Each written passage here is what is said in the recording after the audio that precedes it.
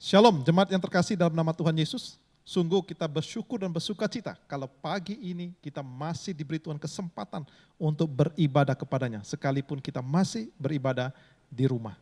Biarlah setiap kita boleh setia di dalam mengikut Tuhan dan tetap memuliakan Tuhan di tengah-tengah kondisi apapun.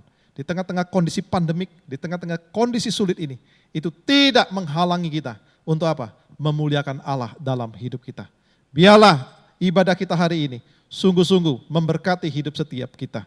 Biarlah kita dapat mengikuti ibadah ini dari awal, pertengahan hingga selesai. Biarlah setiap kita dapat berjumpa Allah lewat ibadah pagi ini. Terpujilah Tuhan. Haleluya. Amin.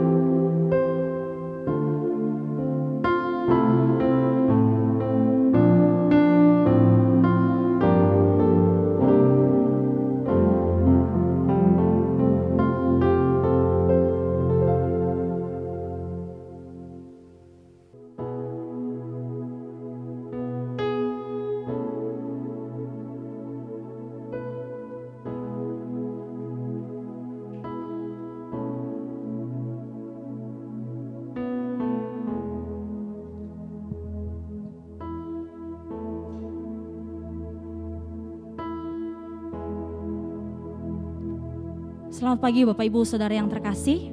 Mari pada saat ini saya mengajak kita bersama untuk bangkit berdiri. Kita akan memulai ibadah kita pada pagi hari ini dengan mengambil waktu teduh sejenak.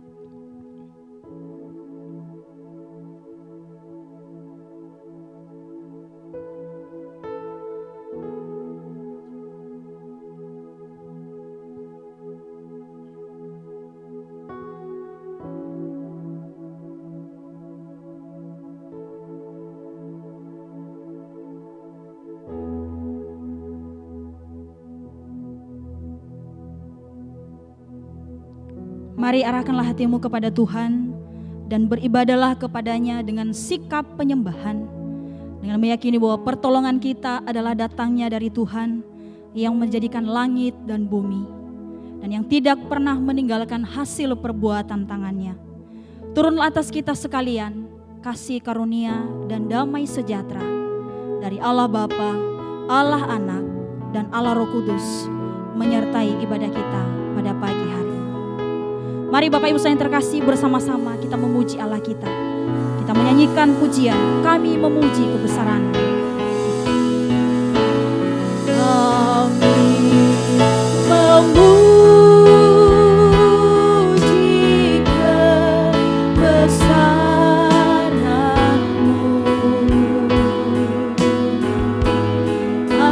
Ajaib Tuhan, ajaib Tuhan. Kami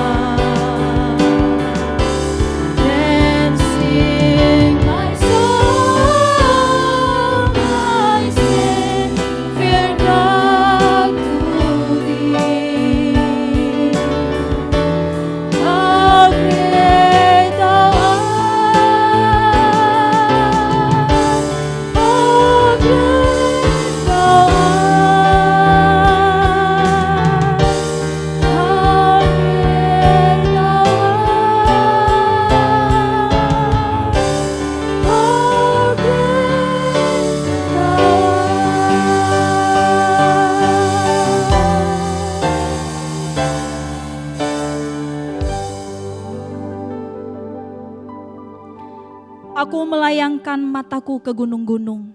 Dari manakah akan datang pertolonganku? Pertolonganku ialah dari Tuhan yang menjadikan langit dan bumi. Mazmur 121 ayat yang pertama hingga ayat yang kedua. Demikianlah firman Tuhan yang menjadi pengawal ibadah kita pada pagi hari ini. Jemaat dipersilakan duduk kembali. Bapak Ibu Saudara yang terkasih, sungguh besar akan kasih Tuhan bagi setiap kita. Dia memberkati hidup kita, Dia memelihara hidup kita hingga saat ini.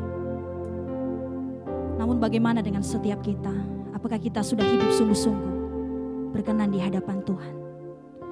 Mari pada saat ini saya mengajak kita melalui kesempatan ini kita mengoreksi diri kita di hadapan Tuhan.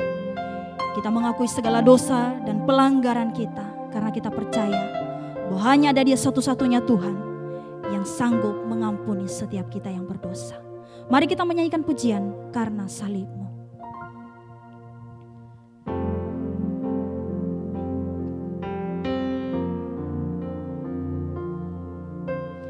Hanya Kau Tuhan di hidupku,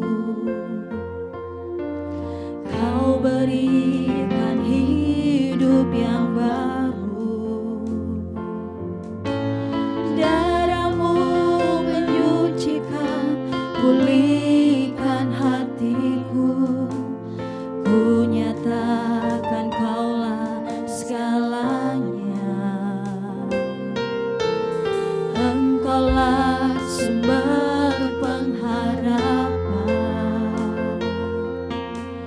Kuasa-Mu sanggup menyembuhkan. Jiwaku pun berserah hanya kepadamu. Yesus, Kaulah segalanya. Karena salib-Mu ku hidup, karena salib-Mu ku menang. Engkau yang berkuasa sanggup untuk melakukan mujizat-Mu. Karena salib-Mu ku hidup, karena salib-Mu ku menang. Engkau yang berkuasa sanggup untuk melakukan mujizat-Mu di hidupku. Bersama-sama sekali lagi kita katakan, hanya Kau Tuhan di hidupku. Hanya Kau Tuhan di hidupku. Kau berikan hidup yang baru. Darah-Mu menyucikan, pulihkan hatiku. Nyatakan Kaulah segalanya. Engkaulah sumber pengharapan. Kuasa-Mu sanggup menyembuhkan. Jiwaku pun berserah hanya kepadamu. Yesus, Kaulah segalanya. Karena salib-Mu ku hidup, karena salib-Mu ku menang. Engkau yang berkuasa sanggup untuk melakukan mujizat-Mu. Karena salib-Mu ku hidup, karena salib-Mu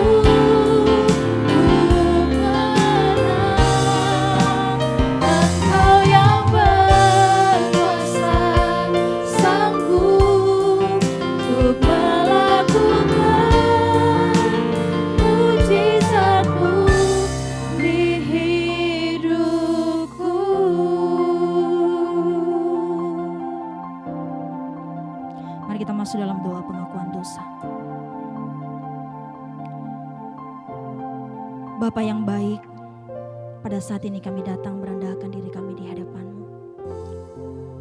Kami mengucap syukur Tuhan karena kami punya Allah yang seperti Engkau.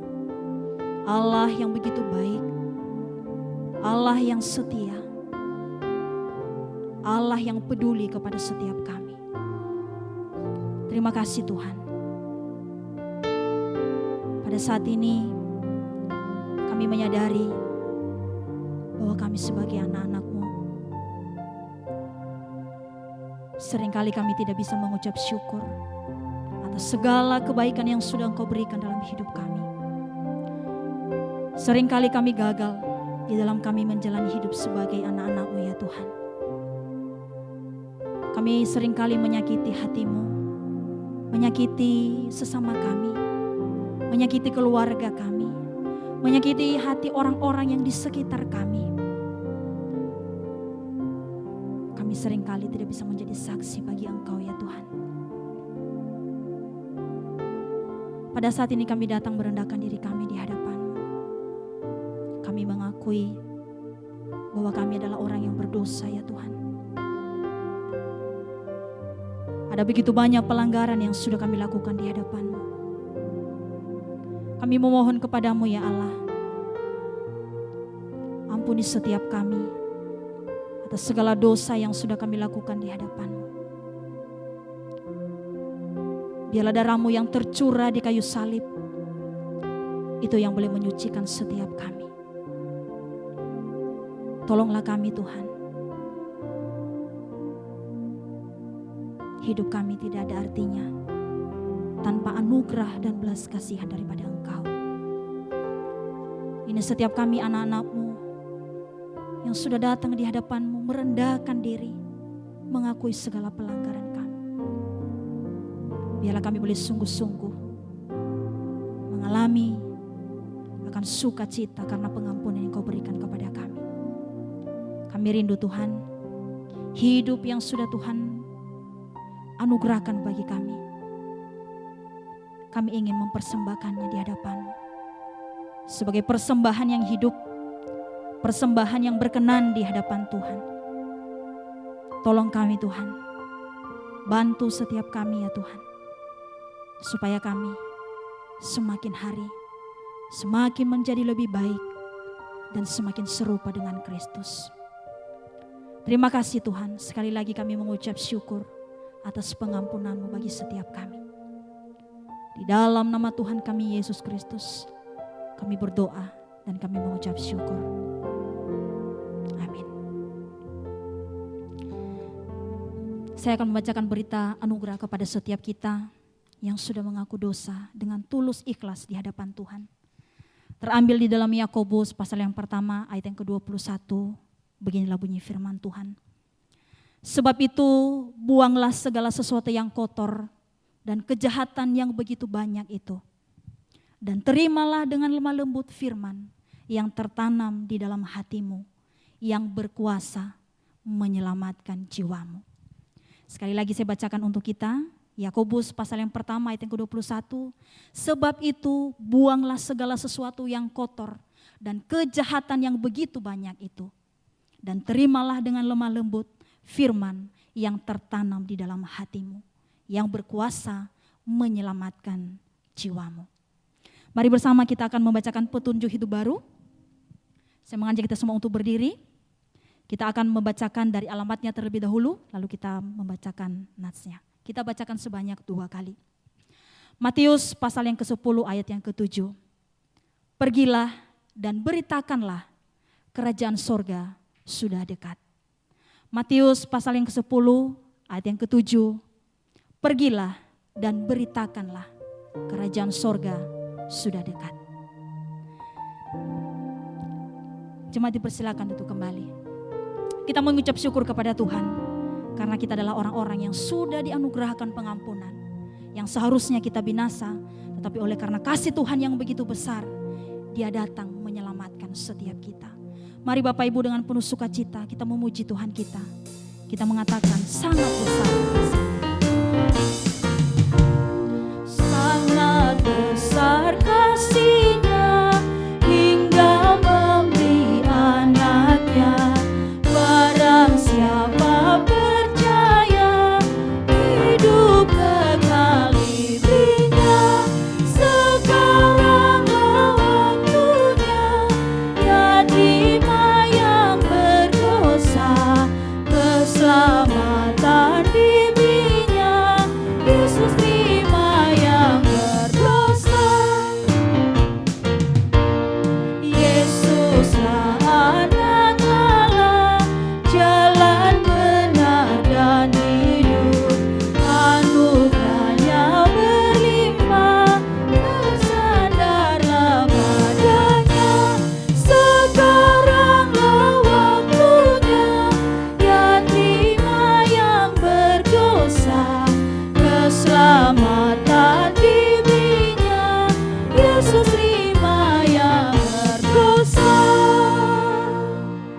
Tuhan menerima setiap kita orang yang berdosa.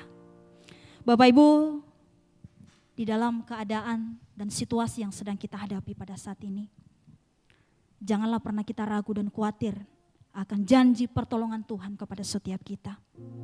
Tuhan tidak pernah akan meninggalkan kita. Tuhan tidak pernah melupakan setiap kita. Dia mengatakan bahwa Dia memimpin setiap kita. Dia membimbing. Dia adalah penolong bagi setiap kita. Mari kita menyanyikan pujian dengan sukacita, janji yang manis.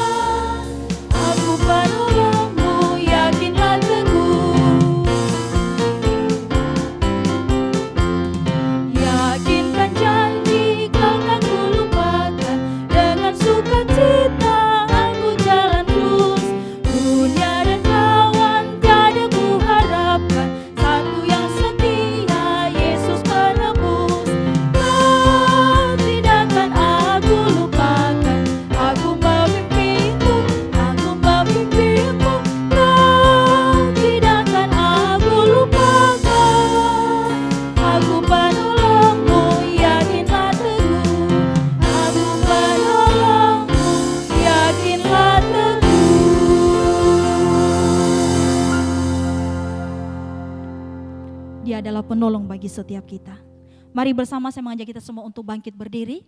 Bersama dengan umat di sepanjang abad dan dalam segala tempat. Mari dengan sikap hormat di hadapan Tuhan. Kita mengikrarkan pengakuan iman kita. Seturut dengan pengakuan iman rasuli. Yang berbunyi demikian. Aku percaya kepada Allah, Bapa yang Maha Kuasa, Khalik langit dan bumi. Dan kepada Yesus Kristus, anaknya yang tunggal Tuhan kita. Yang dikandung daripada Roh Kudus, lahir dari anak darah Maria, yang menderita sengsara di bawah pemerintahan Pontius Pilatus, disalibkan, mati dan dikuburkan, turun ke dalam kerajaan maut. Pada hari yang ketiga, bangkit pula dari antara orang mati, naik ke sorga, duduk di sebelah kanan Allah, Bapa yang Maha Kuasa. Dan dari sana Ia akan datang untuk menghakimi orang yang hidup dan yang mati. Aku percaya kepada Roh Kudus, gereja yang kudus dan am, persekutuan orang kudus, pengampunan dosa, kebangkitan tubuh, dan hidup yang kekal. Amin. Jemaat dipersilakan duduk kembali. Tibalah saatnya kita akan mendengarkan firman Tuhan. Mari bersama kita mempersiapkan hati kita dengan menyanyikan pujian, Kau berfirman.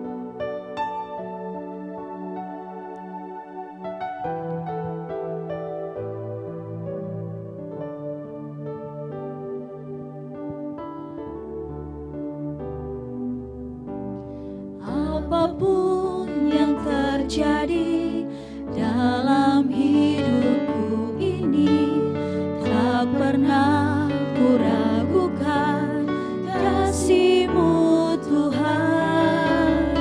Lewat gunung yang tinggi, dalam lembah yang curam, tak pernah ku ragukan janji-Mu Tuhan.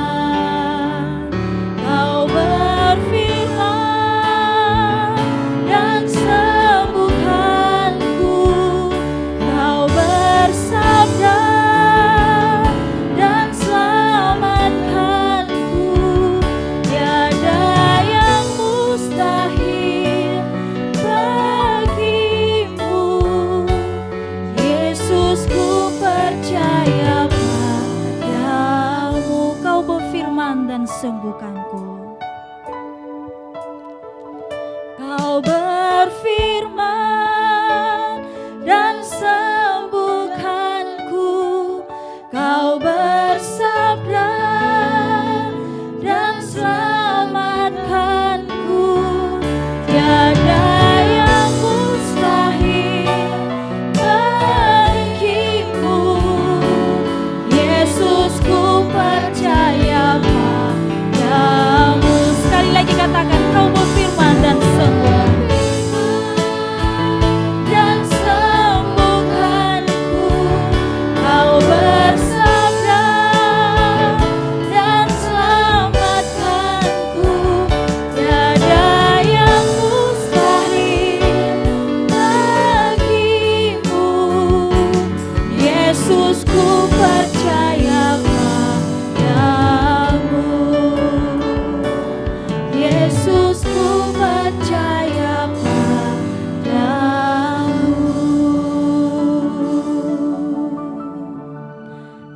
yang saya persilakan.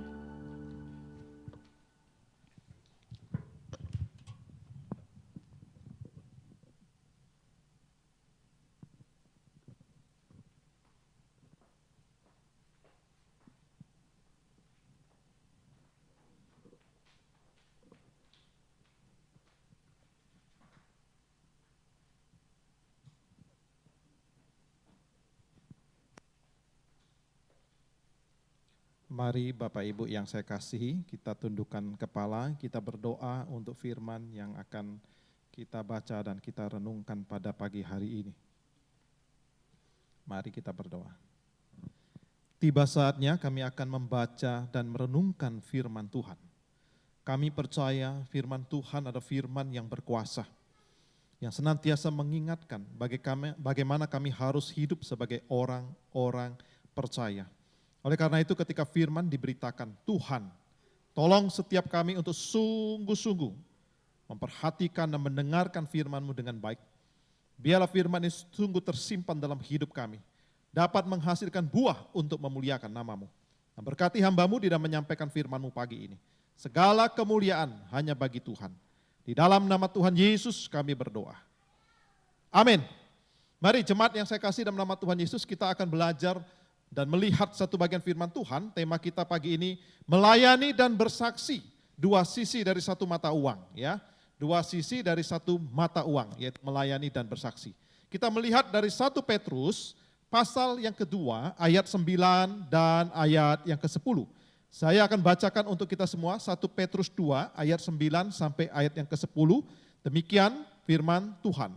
Tetapi kamulah bangsa yang terpilih, imamat yang rajani, bangsa yang kudus, umat kepunyaan Allah sendiri, supaya kamu memberitakan perbuatan-perbuatan yang besar dari Dia, yang telah memanggil kamu keluar dari kegelapan kepada terangnya yang ajaib.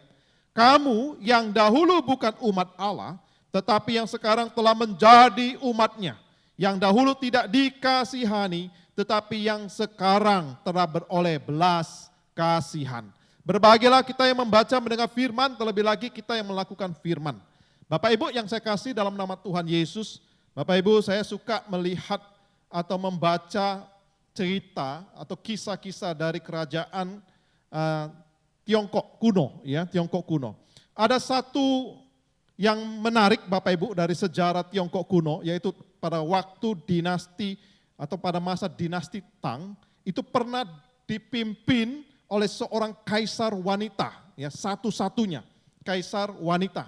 Kita tahu pada zaman itu tentu tidak bisa seorang wanita bisa menjadi kaisar. Tapi pernah terjadi Bapak Ibu satu kali, yaitu kaisar wanita ini bernama Wu Zetian.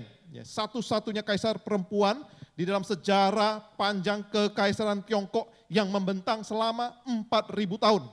Dia memerintah pada abad ke-7 Masehi dan menjadi seorang pemimpin yang sukses. Nah, Bapak Ibu yang terkasih dalam nama Tuhan Yesus, di dalam sejarah kehidupannya sampai pada posisi yang tertinggi, tentu tidaklah mudah. Banyak hal yang terjadi. Dia memulai karirnya Bapak Ibu dimulai dari seorang yang bernama Chairen, ya. Apa itu Chairen? Chairen itu mungkin istilah kita sekarang itu gundik, ya. Jadi posisinya itu menjadi Chairen, dia masuk di dalam istana, ya, dari sekian banyak lalu dipilih. Belum pada posisi selir Bapak Ibu, ya, karena pada zaman itu kaisar itu punya banyak selir. Dia hanya posisi sebagai seorang Chairen Bapak Ibu, ya, seorang gundik biasa. Nah Bapak Ibu yang terkasih, sangat menarik sekali ketika saya membaca bahwa para Chairen ini, para Chairen ini adalah wanita-wanita muda cantik, ada yang berusia 16, 17, 18, ya. Dan yang luar biasa mereka juga dari kalangan keluarga bangsawan, dan tidak sedikit di antara mereka juga adalah orang-orang yang memiliki posisi penting di dalam kerajaan. Jadi bukan orang yang biasa-biasa.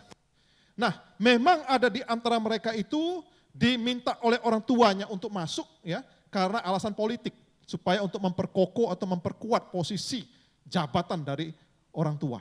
Tetapi tidak sedikit juga di antara mereka Bapak Ibu, mereka ingin masuk ke istana itu dari keinginan mereka sendiri untuk menjadi Chairen Bapak Ibu.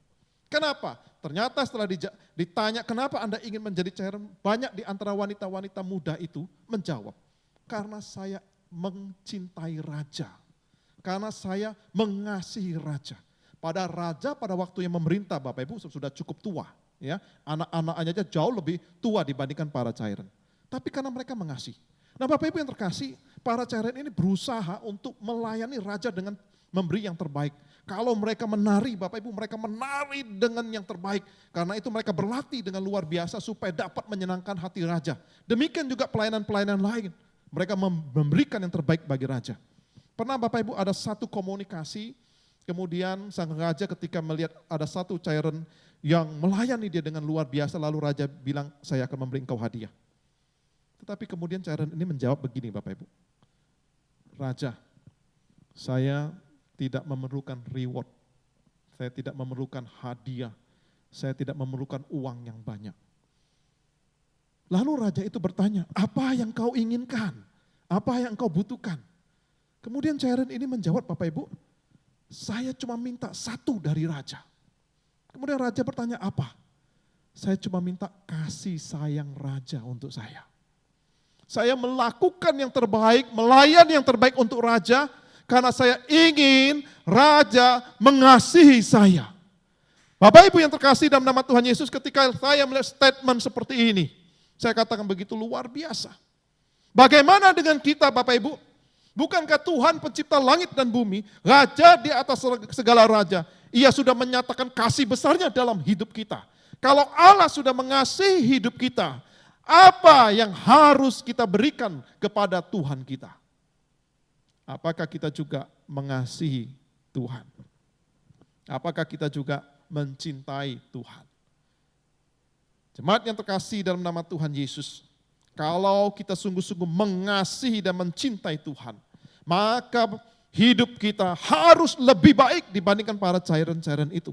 Ya, para orang-orang yang berusaha untuk melayani Tuhan. Banyak Bapak Ibu, bukan hanya para cairan, para pelayan pada istana, semua ingin melayani, memberi yang terbaik untuk raja, supaya mendapat kasih dari raja. Sedangkan kita sudah mendapatkan kasih yang besar dari Tuhan Yesus Kristus. Apakah kita sungguh mengasihi Tuhan? Kalau kita sungguh-sungguh mengasihi Tuhan, pertanyaan selanjutnya, apakah kita sudah melakukan yang terbaik buat Tuhan kita? Bapak Ibu yang terkasih, kita perlu ingat, dan saya mengulang lagi, orang percaya tidak hanya dipanggil untuk menjadi anak-anak Tuhan, tetapi kita juga dipanggil untuk apa? Menjadi hamba Tuhan, menjadi pelayan-pelayan Tuhan. Jadi orang Kristen Bapak Ibu dipanggil menjadi anak, tetapi sekaligus dia juga dipanggil untuk menjadi hamba-hamba Tuhan. Apa sih yang menjadi tanggung jawab anak terhadap orang tua? Apa yang dilakukan oleh seorang anak kepada orang tua? Apa yang menjadi tanggung jawab seorang hamba kepada tuannya?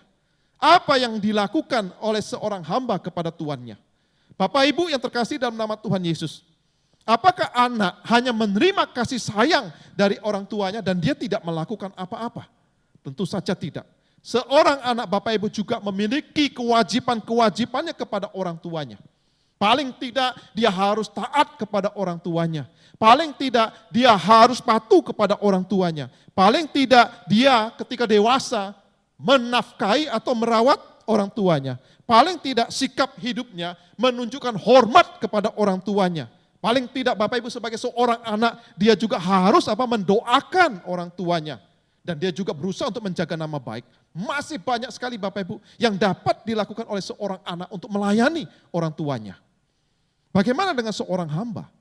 Bapak Ibu yang terkasih dalam nama Tuhan Yesus, hamba itu berbeda dengan asisten rumah tangga. Ya, sangat berbeda. Tetapi yang dimaksud dengan hamba di sini adalah orang yang sudah ditebus. Orang yang sudah diselamatkan. Sehingga sekarang dia menjadi hamba dari Tuhan yang baik itu.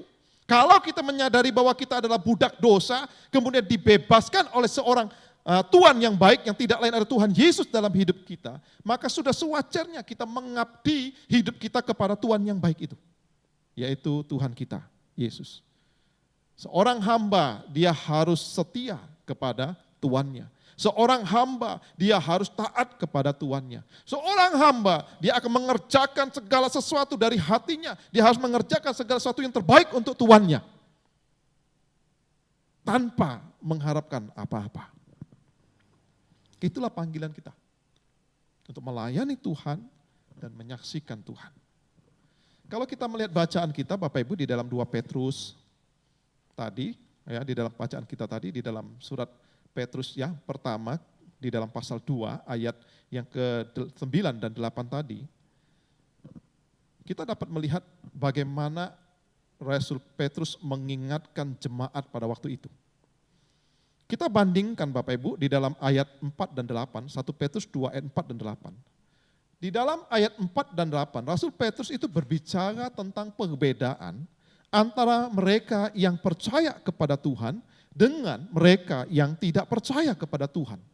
Bagi mereka yang percaya kepada Tuhan, maka Kristus itu adalah batu penjuru. Sedangkan bagi mereka yang tidak percaya, maka Kristus itu adalah batu sandungan. Itulah yang disampaikan oleh Rasul Petrus di dalam ayat 4 dan 8.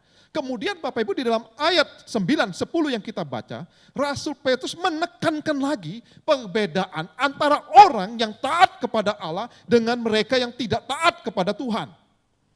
Apa tujuan Rasul Petrus memberikan penekanan ulang dari perbedaan antara orang yang percaya dengan orang yang tidak percaya?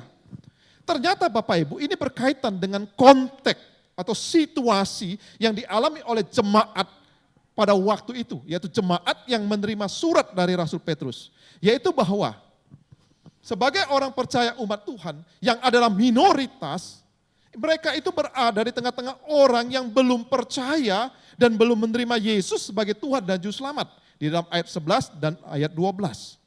Karena hal inilah Petrus mengingatkan mereka serta mendorong mereka waktu itu untuk apa? Untuk menunjukkan gaya hidup sebagai umat Tuhan. Gaya hidup sebagai orang yang percaya. Gaya hidup yang berbeda dari orang yang belum percaya dan mengenal Yesus sebagai Tuhan dan Juru Selamat.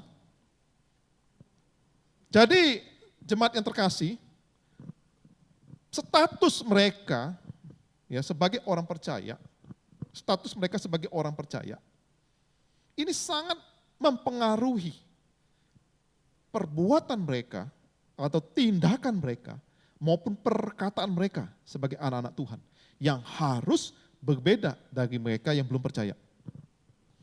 Mereka yang sudah menerima kasih karunia Tuhan, maka mereka mendedikasikan hidupnya hanya untuk apa? Hanya untuk memuliakan Tuhan, sebab dia tahu betul bahwa sekarang dia sudah menjadi kepunyaan Kristus, bukan kepunyaan dosa atau dunia ini lagi.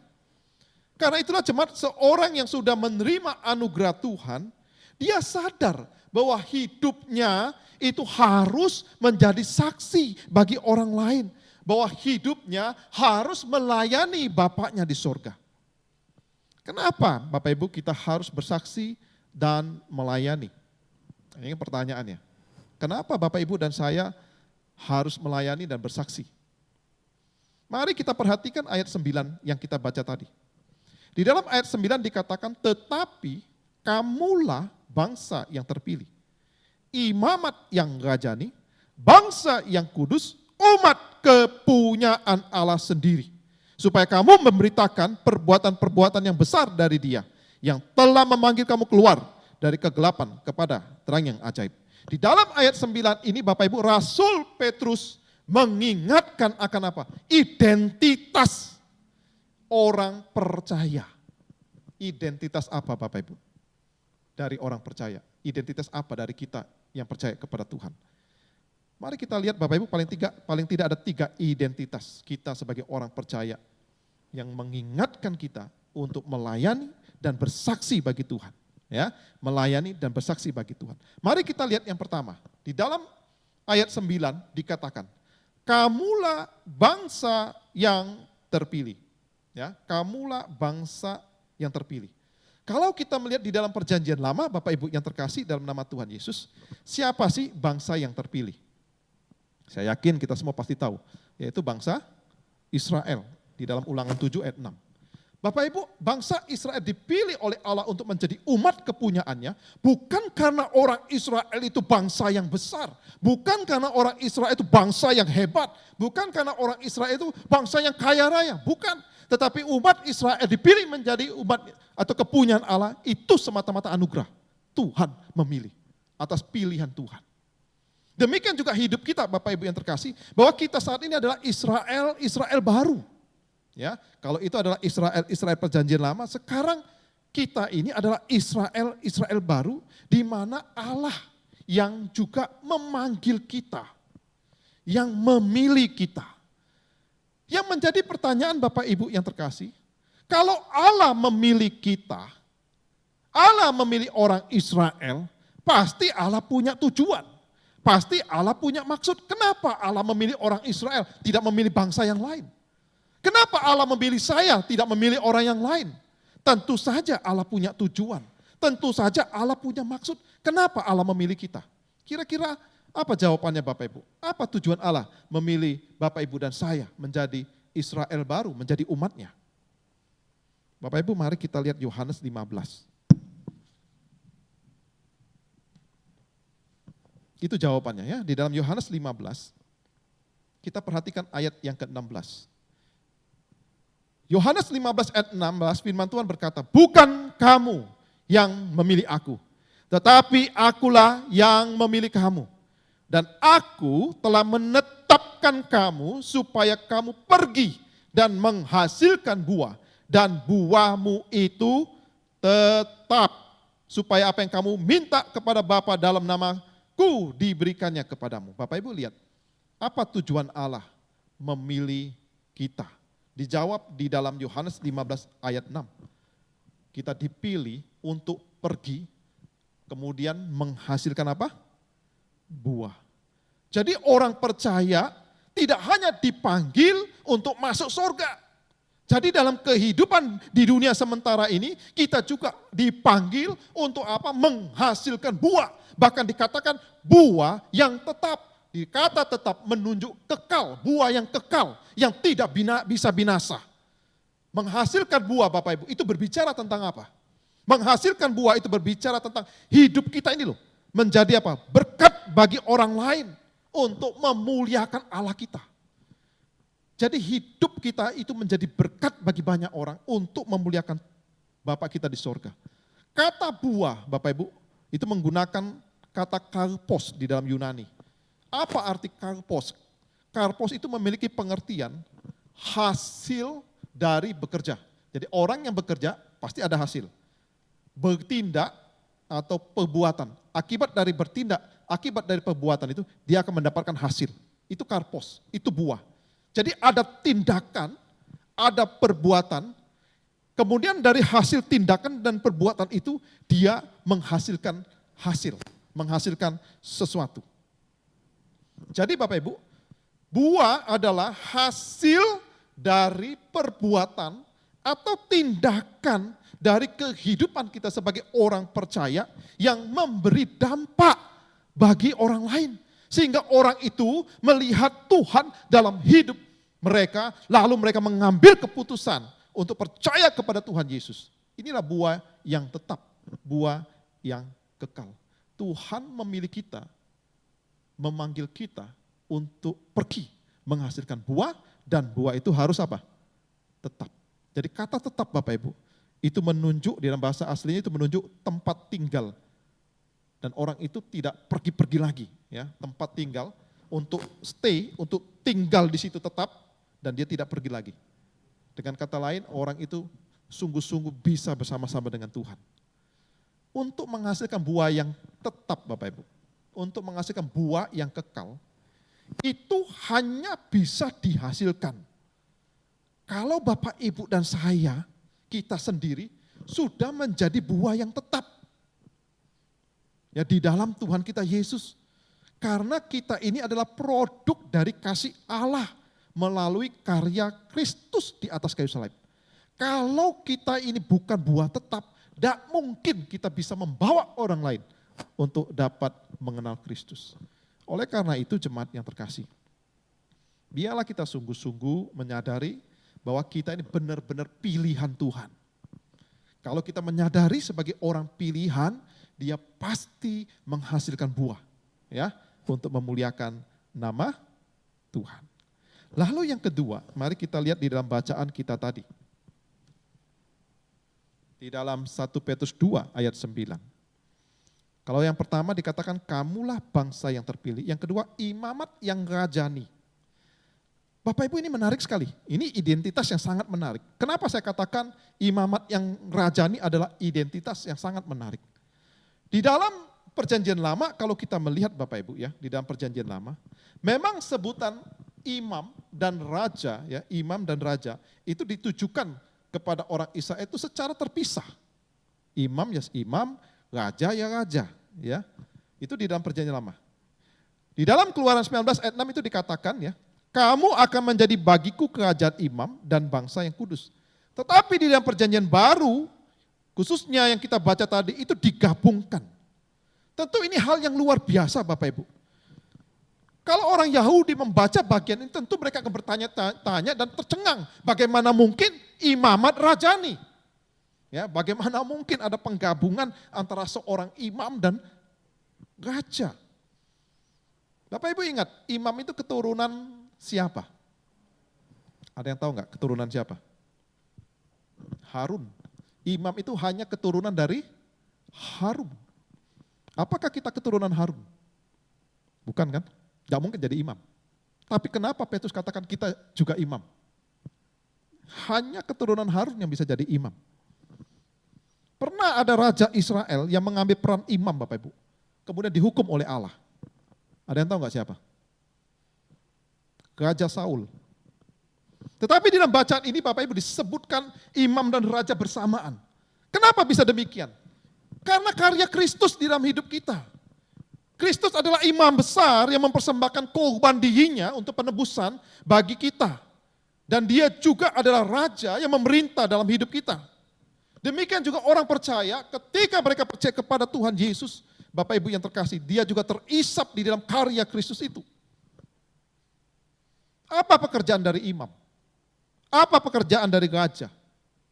Imam, seorang imam melayani Allah di mana? Di bait Allah. Dengan segenap hati dia melayani Tuhan. Ya, di bait Allah.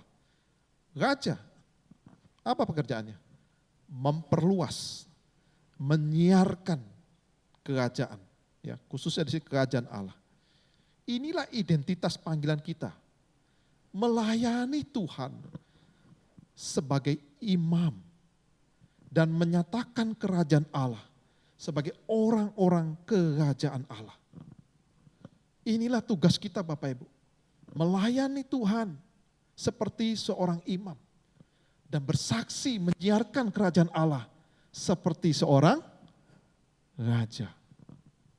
Karena itu di dalam bacaan ini, karena kita ini adalah imam, Petrus mengingatkan kita untuk apa? Untuk menjaga kekudusan hidup. Sungguh-sungguh menjaga kekudusan hidup. Supaya hidup kita dapat memberkati. Dan Allah kita juga adalah Allah yang kudus. Jadi kita harus melayani Allah di dalam kekudusan. Jadi jemaat, inilah jabatan yang begitu spesial yang Allah berikan dalam hidup kita. Imamat yang rajani. Ini identitas yang luar biasa.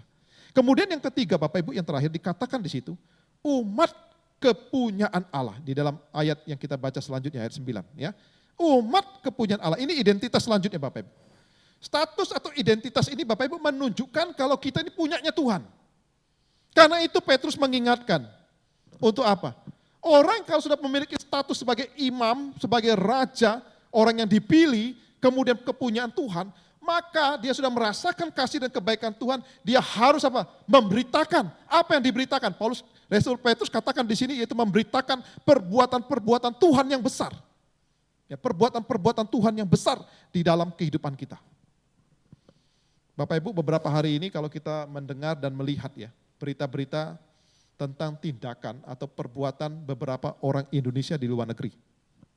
Ya, itu menjadi booming, ya, menjadi sorotan yang begitu luar biasa, baik yang positif maupun yang negatif. Yang pertama, Bapak Ibu mungkin masih ingat bahwa di Amerika terjadi kerusuhan ya.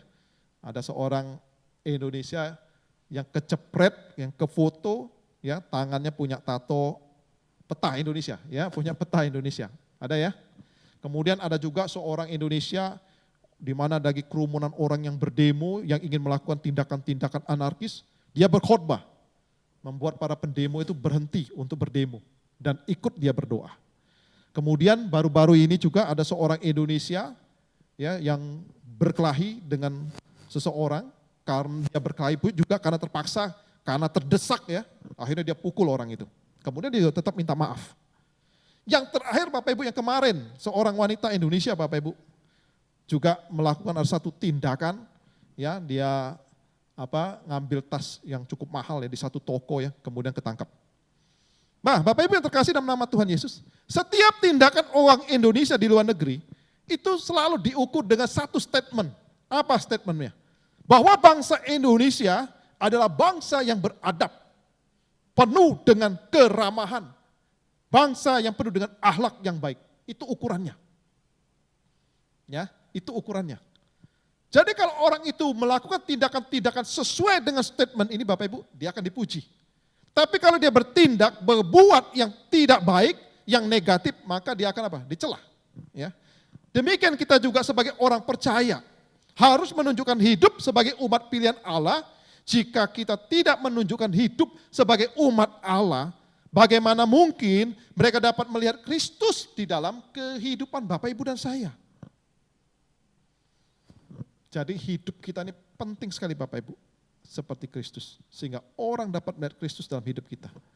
Identitas Bapak Ibu yang Tuhan berikan sebagai orang pilihan, imamat yang rajani tadi, kepunyaan Tuhan, itu bukan sebutan-sebutan biasa. Bukan hanya sebutan bagi orang Kristen, oh orang Kristen itu umat pilihan, imam rajani, umat kepunyaan Tuhan. Bukan hanya sekedar gelar tanpa makna, bukan hanya gelar tanpa arti. Tujuannya jelas. Kalau kita disebut umat pilihan, kita disebut imam dan raja, karena Tuhan ingin di dalam hidup kita, nama Tuhan dipermuliakan. Karena itu Bapak Ibu, kita punya tanggung jawab melayani Tuhan dan memberitakan perbuatan-perbuatan Allah yang besar. Kata memberitakan Bapak Ibu di dalam bacaan itu, yaitu memberitakan Injil, memberitakan kabar baik. Inilah karya besar Allah bagi dunia ini, yaitu keselamatan. Keselamatan itu Bapak Ibu digambarkan di dalam ayat yang ke-10 dengan 3 sebutan yang luar biasa. Mari kita lihat ayat yang ke-10 Bapak Ibu dengan 3 sebutan yang luar biasa. Dimulai dari ayat 9 dulu, yang terakhir ya, 9 terakhir. Yang telah memanggil kamu keluar dari kegelapan kepada terangnya yang ajaib. Ini yang pertama Bapak Ibu. Kita ini adalah orang-orang yang binasa, hidup di dalam kegelapan, dikuasai oleh dosa. Tapi kemudian Bapak Ibu, Tuhan angkat kita, Tuhan pilih kita, supaya kita masuk kepada terangnya yang ajaib, yaitu terang keselamatan.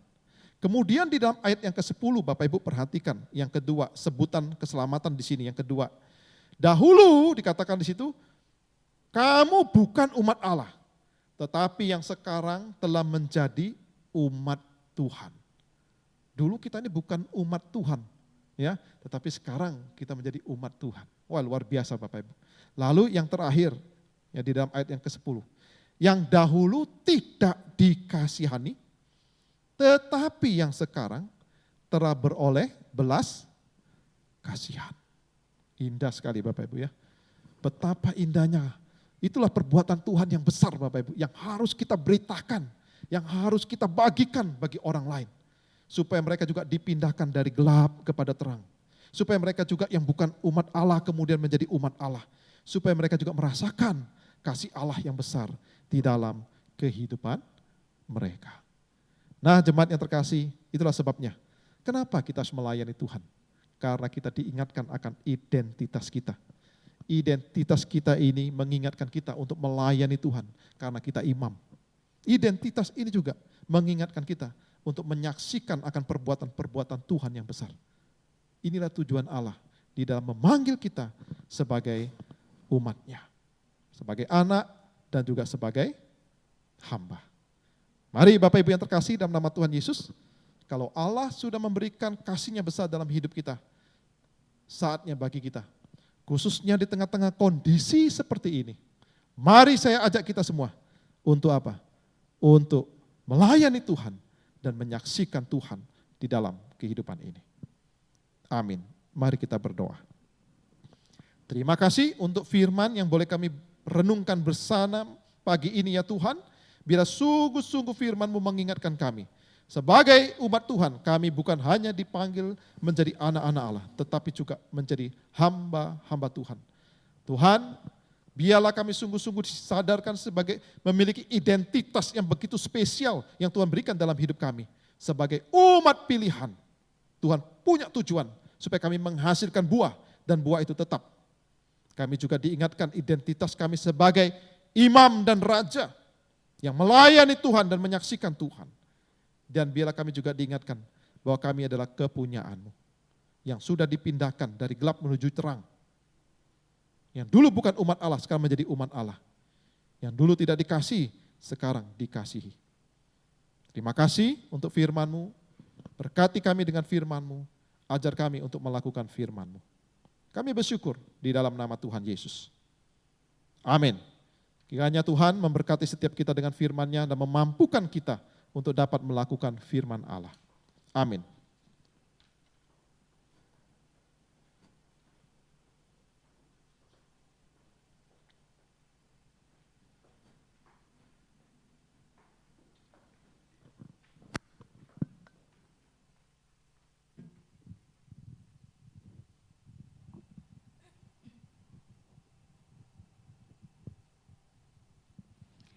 Ya, jemaat yang terkasih, kita bersyukur untuk firman yang sudah kita dengarkan bersama. Biarlah firman Tuhan itu sungguh memberkati dan meneguhkan setiap kita.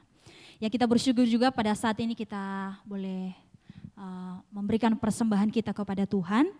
Dan kiranya setiap kita yang sudah memberikan persembahan pada pagi hari ini, Tuhan senantiasa memberkati dan memelihara setiap kehidupan kita. Mari Bapak Ibu, untuk persembahan yang sudah kita kumpulkan, mari kita berdoa bersama. Mohon dengan kasih Ai untuk mimpin kita dalam doa. Mari kita berdoa. Terima kasih ya Tuhan Yesus, tak henti-hentinya kami mengucap syukur kepada Engkau bahwa senantiasa hari demi hari Tuhan peliharakan, Tuhan memberkati kami semua. Dan saat ini Tuhan, salah satu kami mau rindu memberikan persembahan kepada Engkau. Biarlah kami bawa semuanya di hadapan Engkau, Engkau yang tahu Tuhan bahwa semuanya karena berkat Tuhan, dan kami mau belajar mengembalikan semuanya untuk kemuliaan nama Tuhan. Biarlah Tuhan, Engkau yang memberikan hikmat buat majelis, semua Tuhan untuk boleh menggunakan berkat-berkat yang Tuhan sudah berkati untuk boleh menjadi berkat bagi gereja-Mu tempat ini, sehingga gereja-Mu ini boleh terus maju di dalam Engkau, dan kami percaya banyak jiwa-jiwa dimenangkan di dalam Engkau. Terima kasih ya Tuhan Yesus atas segalanya, dan kami percaya Tuhan peliharakan terus setiap jemaat-Mu untuk kami boleh terus bersama-sama melayani Tuhan, memberikan yang terbaik untuk Tuhan. Terpujilah Engkau ya Tuhan. Hanya di dalam nama Tuhan Yesus kami naikkan syukur kami. Haleluya. Amin. Amin. Pada saat ini kita masuk dalam pelayan doa syafaat.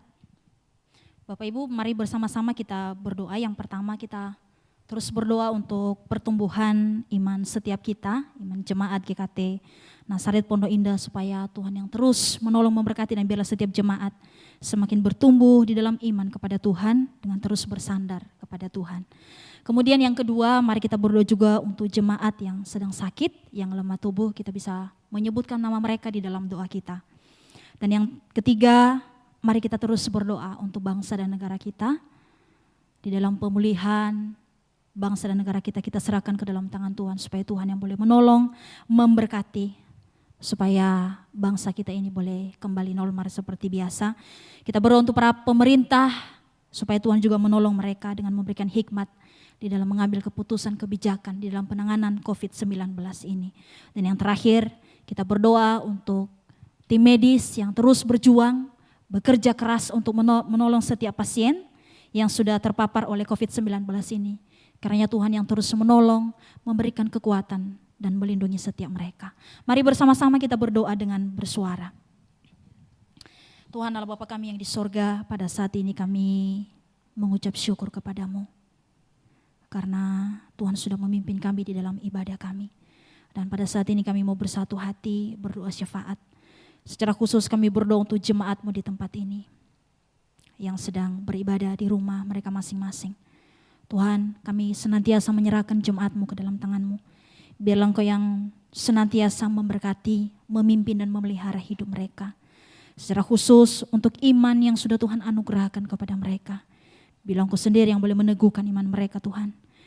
Biarlah setiap jemaat-Mu semakin hari juga mereka juga semakin bertumbuh di dalam iman kerohanian mereka.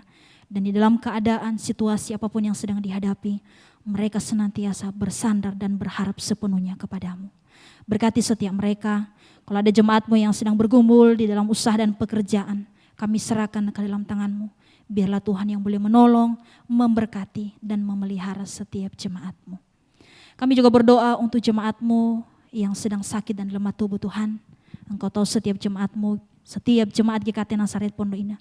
Kami berdoa untuk setiap mereka. Bilang Engkau sendiri ya Allah yang boleh mengulurkan tangan-Mu atas mereka untuk bisa memulihkan dan menyembuhkan setiap mereka dari segala sakit penyakit yang sedang mereka hadapi pada saat ini. Untuk jemaat-Mu yang sudah lanjut usia, Tuhan kuatkan mereka. Berikan kesehatan senantiasa kepada mereka juga. Sehingga mereka dapat melewati hari-hari mereka dengan sukacita bersama dengan Engkau ya Tuhan.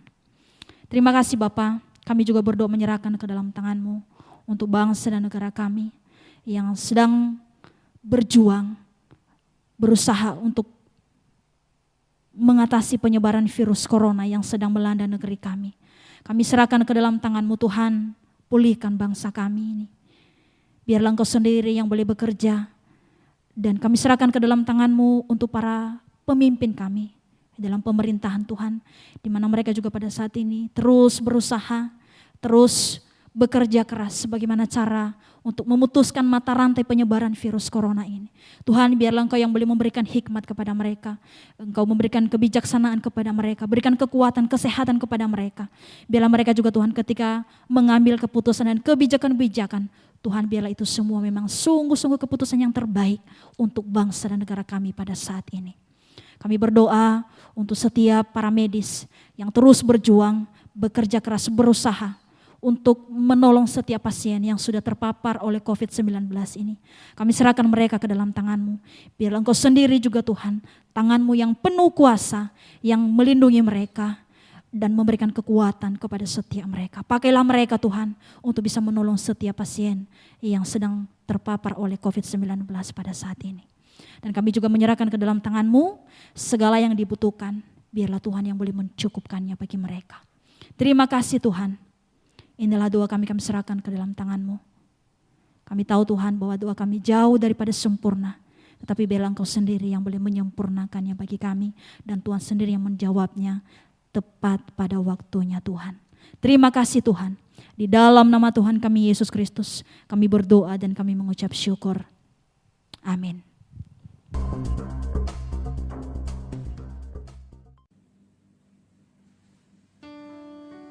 Shalom. Jemaat yang terkasih dalam nama Tuhan Yesus, bersama saya lagi Pendeta Hendra di dalam Warta Jemaat. Kali ini Warta Jemaat kita sebut dengan Blessing News ya. Setiap berita yang diberitakan tentu membawa berkat bagi setiap kita. Nah, Bapak Ibu yang terkasih dalam nama Tuhan Yesus, pada kesempatan ini saya akan menyampaikan beberapa warta. Yang pertama, sekali lagi kami mengucapkan banyak terima kasih untuk setiap jemaat ya, untuk setiap jemaat yang sudah memberikan persembahan, baik kantong kolektor, persembahan syukur, persembahan perpuluhan, dan juga persembahan diakonia. Nah, kiranya Tuhan senantiasa memberkati setiap kita di tengah-tengah kondisi seperti ini. Kita percaya Tuhan pasti terus memelihara hidup kita. Doa saya, Tuhan akan selalu mencukupkan apa yang menjadi kebutuhan Bapak Ibu sekalian. Kami juga masih memberi kesempatan tentunya bagi Bapak Ibu untuk memberikan persembahan diakonia, ya, persembahan diakonia. Untuk setiap persembahan yang masuk, Bapak Ibu bisa dapat melihat ya di grup member yang senantiasa kita bagikan setelah ibadah minggu. Ya, setelah ibadah minggu. Nah, Bapak Ibu terkasih dalam nama Tuhan Yesus, seperti biasa hari Rabu kita ada persekutuan doa. Ya, hari Rabu ini tanggal 17 Juni 2020 pukul 7 malam lewat Zoom ya, lewat aplikasi Zoom.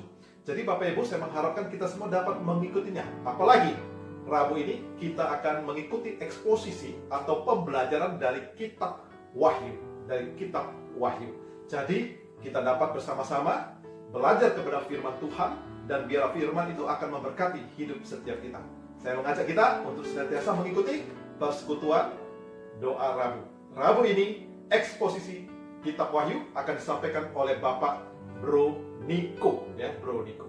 Nah, Bapak Ibu yang terkasih dalam nama Tuhan Yesus, selanjutnya saya juga akan menyampaikan beberapa hal yang perlu kita perhatikan, ya. Secara khusus Bapak Ibu, mulai bulan Juli ini saya akan menginformasikan bagi jemaat yang berulang tahun, ya, bagi jemaat yang berulang tahun. Nah, pada kesempatan ini Bapak Ibu, kita bersyukur pada tanggal 6 Juni kemarin ada 2 jemaat kita yang berulang tahun, yaitu Ibu Gita dan Saudari Klarin, ya, Saudari Klarin. Kemudian pada tanggal 8 Juni yaitu saudara kita atau Bapak Andreas Rudianto.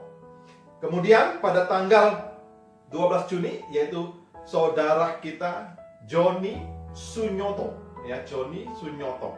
Kemudian pada tanggal 14 tepatnya hari ini ada 2 saudara kita yang berulang tahun. Yang pertama yaitu Bapak Anton Gunarto dan yang kedua adik kita Yunike Lavenia Sinatra. Nah, kami mengucapkan selamat ulang tahun. Kiranya Tuhan memberkati, ya, terus bertambah iman, terus setia melayani Tuhan dan terus memuliakan Tuhan. Bapak Ibu, saya mengajak kita untuk tundukkan kepala sejenak untuk berdoa untuk setiap saudara-saudara kita yang berulang tahun. Mari kita berdoa. Bapa di surga, kami bersyukur dan berterima kasih kalau hari ini di bulan Juni ini ada beberapa saudara-saudari kami yang Tuhan tambahkan usianya. Kami berdoa untuk setiap nama-nama yang ada di sini Tuhan. Biar Engkau pimpin, sertai dan berkati mereka. Di tengah-tengah kondisi hidup seperti ini, biarlah Tuhan senantiasa menjaga, melindungi dan menyertai. Kami menyerahkan dalam kehidupan keluarga. Kami menyerahkan untuk mereka yang studi. Kami menyerahkan untuk mereka yang bekerja. Dan kami juga mohon berkat Tuhan senantiasa memberkati mereka di dalam segala kelimpahan. Pakai saudara-saudari kami ini Tuhan dengan luar biasa untuk pekerjaanmu, untuk kemuliaan nama-Mu. Terpujilah nama. Kami berdoa di dalam nama Tuhan Yesus Kristus. Amin. Nah, Bapak Ibu yang terkasih dalam nama Tuhan Yesus, demikianlah warta jemaat hari ini atau blessing news hari ini. Kiranya apa yang kami sampaikan sungguh-sungguh dapat memberkati dan juga dapat menjadi perhatian kita semua. Untuk informasi-informasi selanjutnya akan kita atau saya akan sampaikan lewat grup member WA. Tuhan. Pada saat ini kita akan mengakhiri ibadah kita. Saya mengajak kita semua untuk bangkit berdiri. Kita mengembalikan segala puji hormat kepada Allah Tritunggal. Kita menyanyikan doksologi.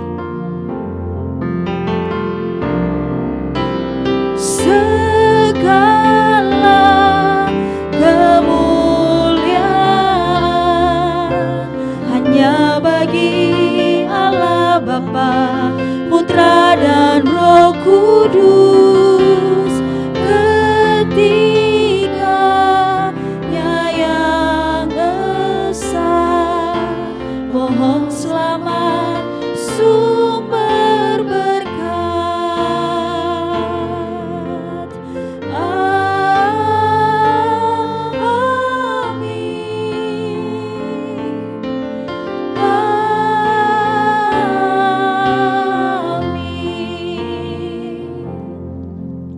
Jemaat yang terkasih, bila kita sungguh-sungguh menyadari akan identitas kita untuk melayani dan menyaksikan Tuhan dalam hidup kita.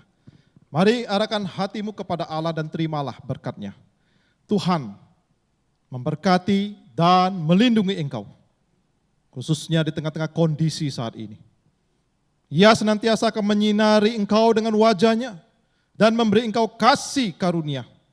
Tuhan menghadapkan wajah-Nya dan memberi engkau damai sejahtera untuk dapat melewati masa-masa sulit ini. Kiranya Allah Roh Kudus memampukan kita untuk terus berjalan, melangkah bersama dengan Tuhan, menyertai kita dari saat ini sampai selama-lamanya. Amin.